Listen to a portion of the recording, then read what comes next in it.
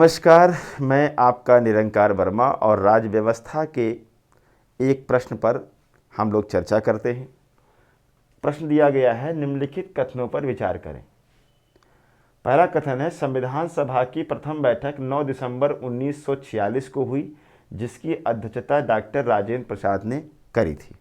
अब ध्यान दीजिए, संविधान सभा की जो प्रथम बैठक हुई थी उसमें अस्थाई अध्यक्ष का चयन ही नहीं हुआ था, चुनाव ही नहीं हुआ था, तो डॉक्टर राजेंद्र प्रसाद इसकी अध्यक्षता नहीं करेंगे।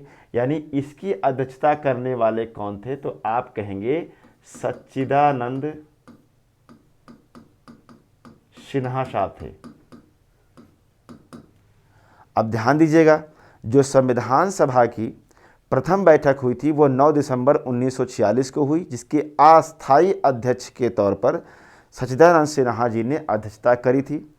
फिर संविधान सभा की जो दूसरी बैठक हुई वह 11 दिसंबर 1946 को हुई, जिसमें अस्थाई अध्यक्ष के तौर पर आ चुके थे डॉक्टर राजेंद्र प्रसाद। इसके बाद आप देखेंगे संविधान सभा की जो तीसरी बैठक हुई वह तीसरी बैठक में जो वो हुई थी 13 दिसंबर 1946 को, और इसी में उद्देश्य प्रस्ताव को लाया गया कि किस उद्देश्य से इस संविधान सभा का गठन किया गया है। और आप ध्यान दीजिएगा, चौथी बैठक 22 जनवरी 1947 को हुई, जिसमें उद्देश्य प्रस्ताव को पास कर दिया गया और यहीं से संविधान बनाने की प्रक्रिया आरंभ हो गई। ओके, तो इस आधार पर देखा जाए तो यह कथन क्या है, गलत हो गया। अब इसके बाद दूसरा कथन दिया है, संविधान सभा में प्रारूप समिति का निर्माण 29 अगस्त 1947 को डॉक्टर भीमराव अंबेडकर की अध्यक्षता में हुई थी। अब ध्यान दीजिए, प्रारूप समिति का गठन 29 अगस्त 1947 को हुआ था। अब इसमें कहा जाएगा कितने सदस्य थे, तो यह वास्तव में 7 सदस्यीय थी। कितने लोग थे? 7 लोग थे, जिसमें आप कहेंगे अंबेडकर साहब अध्यक्ष के तौर पर रहेंगे। इसके अलावा आप देखेंगे NG अयंगर, अल्लादी कृष्णा अय्यर,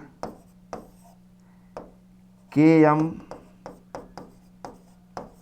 मुंशी,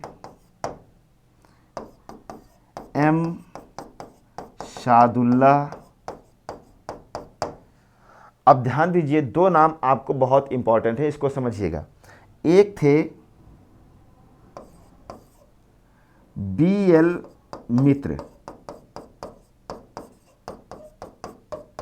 BL मित्र, और एक थे DP खेतान। अब इसमें समझिएगा, ये 7 सदस्य थी, जिसकी अध्यक्ष कौन थे, तो डॉक्टर भीमराव अंबेडकर थे।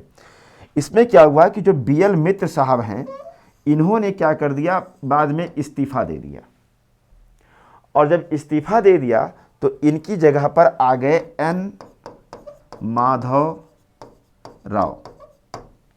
ओके, वहीं पर DP खेतान साहब की मृत्यु हो गई थी, जिनकी जगह पर आ गए TT कृष्णा मचारी।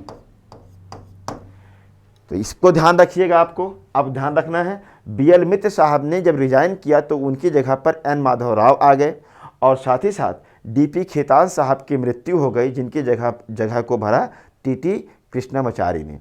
तो इस तरह से ये प्रारूप समिति थी। ठीक है, ये नाम आपको इंपॉर्टेंट है, याद रखिएगा। तो इस आधार पर यह कथन क्या हो जाएगा, सही हो जाएगा। अब तीसरा कथन दिया है, जयप्रकाश नारायण एवं तेज बहादुर सप्रू ने संविधान सभा की सदस्यता को अस्वीकार करने वाले व्यक्ति थे। यानी कि ये एक फैक्चुअल जानकारी ध्यान रखिएगा।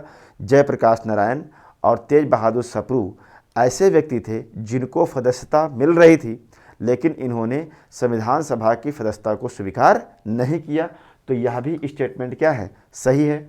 इसके अलावा आप देखेंगे, चौथा कथन है, संविधान सभा में कुल 22 समितियों का निर्माण किया गया। ये भी सही है, यानी 22 समितियों का निर्माण कर इसे 2 वर्ष 11 माह 14 दिन में पूर्ण किया गया।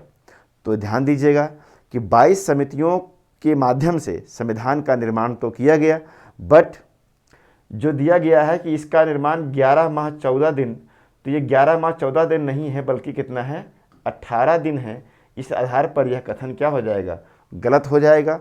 तो इसमें पहला और चौथा 2 कथन गलत हैं। इस आधार पर सही उत्तर हो जाएगा डी, 1 एवं 4।